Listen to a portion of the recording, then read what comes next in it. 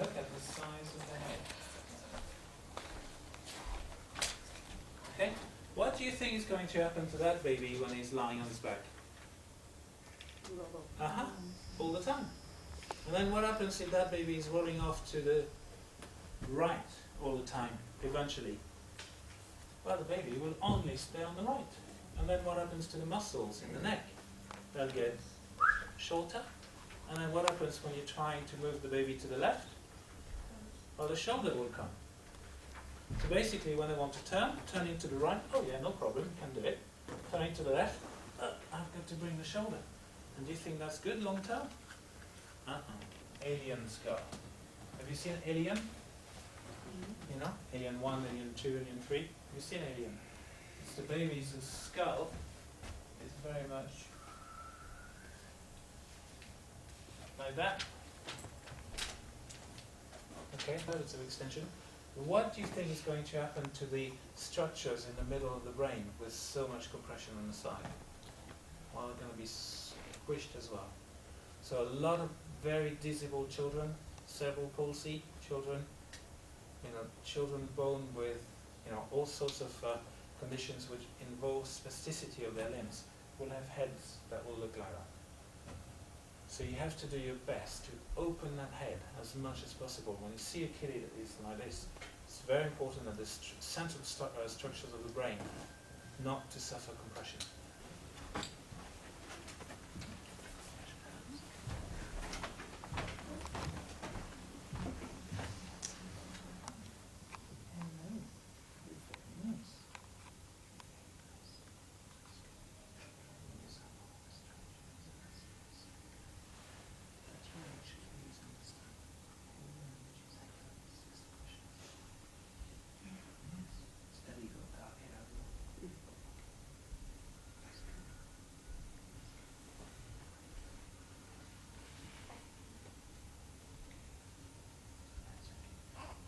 Side that she's lying on, or the opposite side?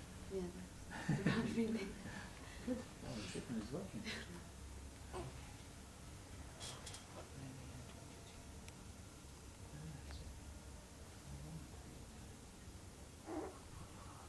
Okay, that's fine. That's fine.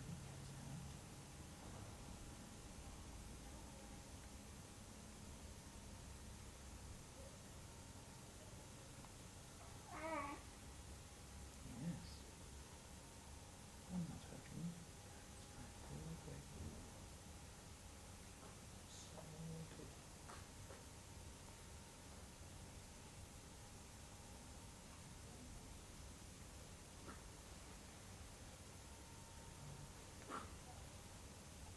You can see that she's used to having treatment. Absolutely no reaction whatsoever. That's very good.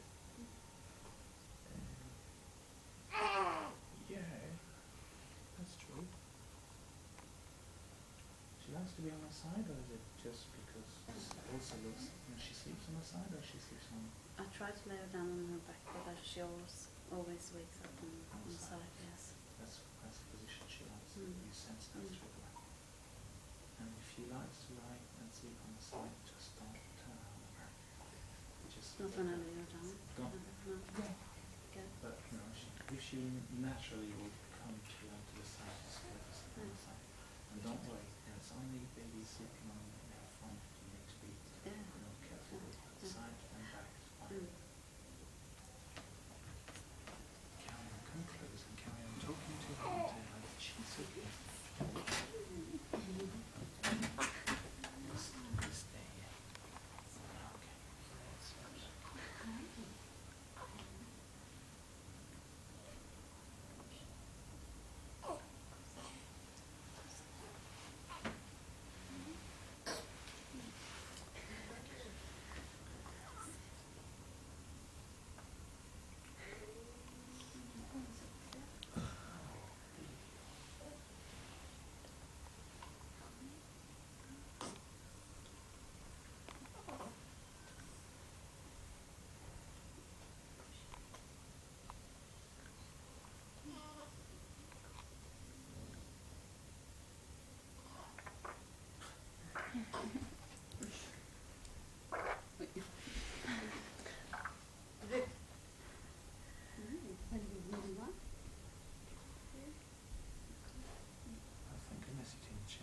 So you would have had to change it again.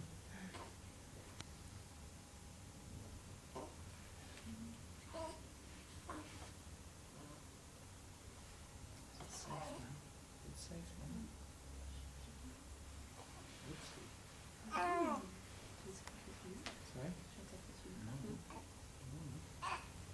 No, it's a bit bright this light, isn't it? But we can't switch it off. We can't switch it off. Oops.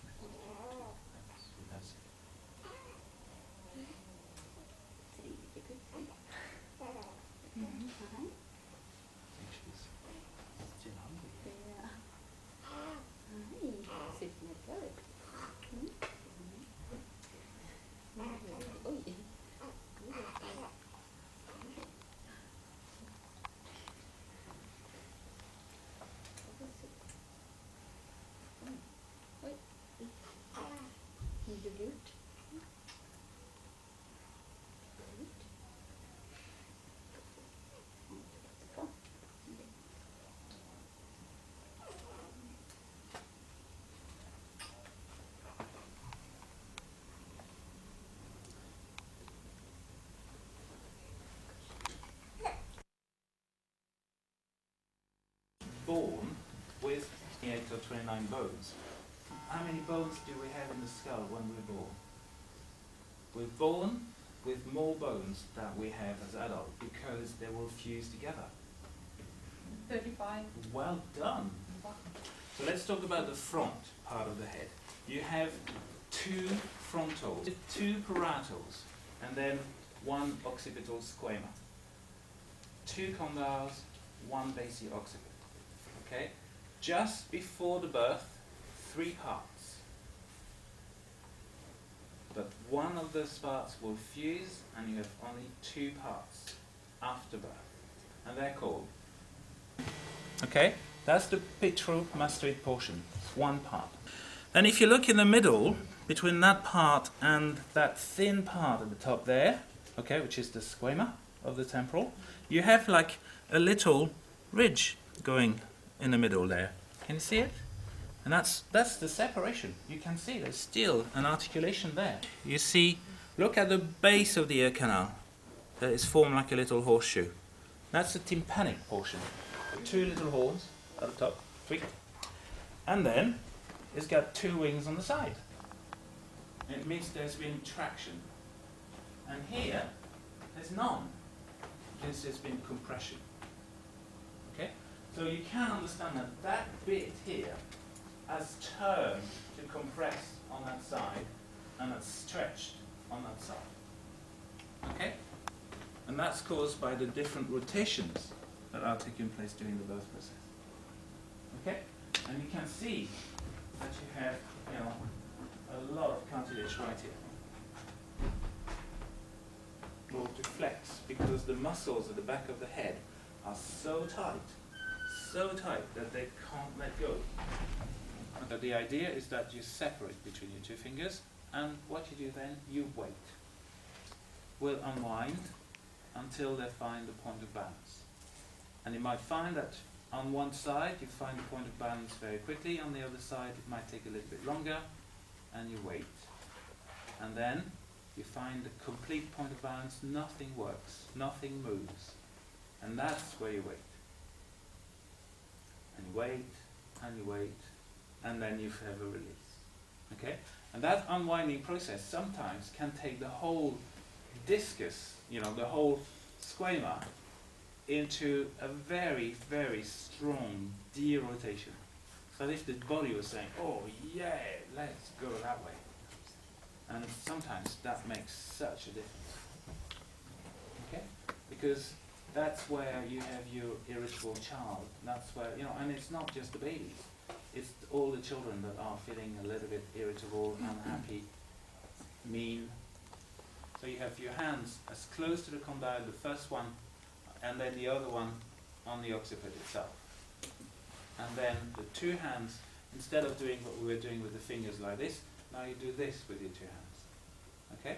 And then one will start to go, maybe the condyles will move, relative to each other, and then eventually you find the point of balance, and then you wait, and then it releases. And when it releases.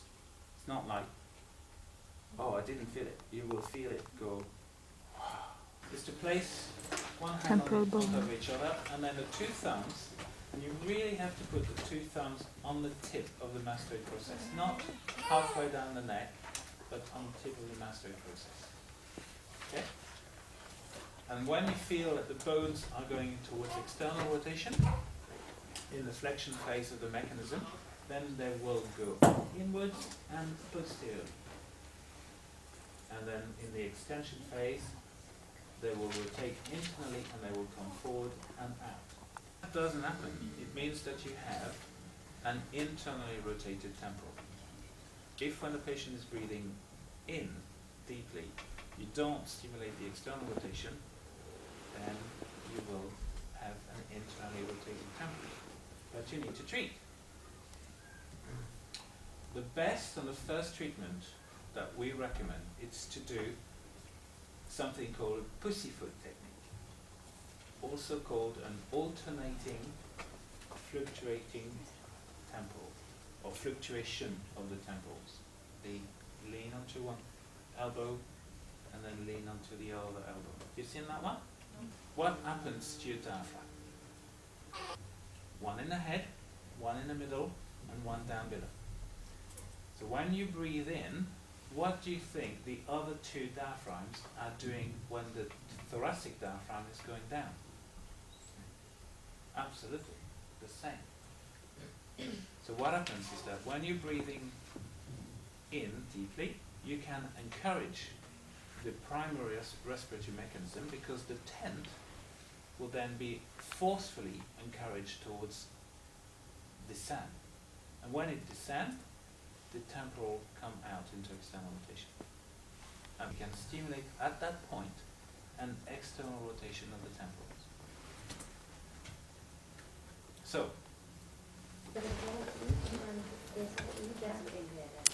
So you see my hands, the tip of my thumbs just on the back of the ear, on the tip of the mastoid process, right here.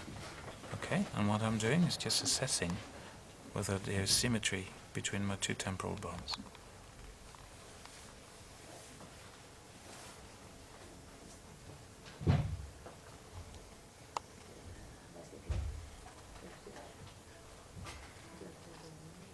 One side is very much inwards, so we've got a good external rotation of that temporal on the left, and the other one is very much outwards, which indicate internal rotation. So we've got one externally rotated temporal and one internally rotated temporal on that. And obviously it's not great to function with one twisted one way and the other one twisted the other way.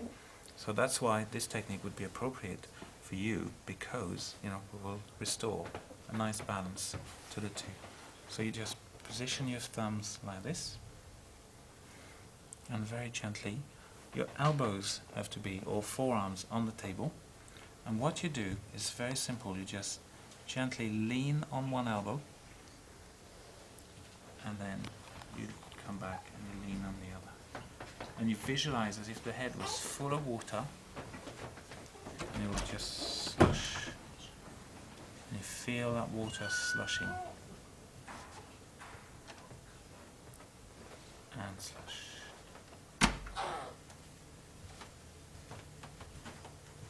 And slush. You really feel the water just coming into your hands.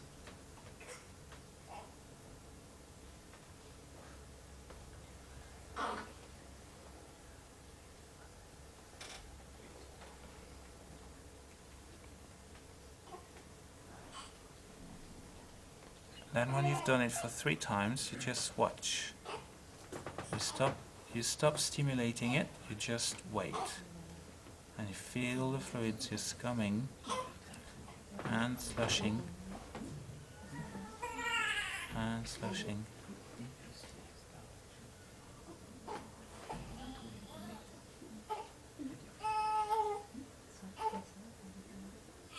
Until it comes a point where you can't feel it anymore. So at that point, just wait and wait.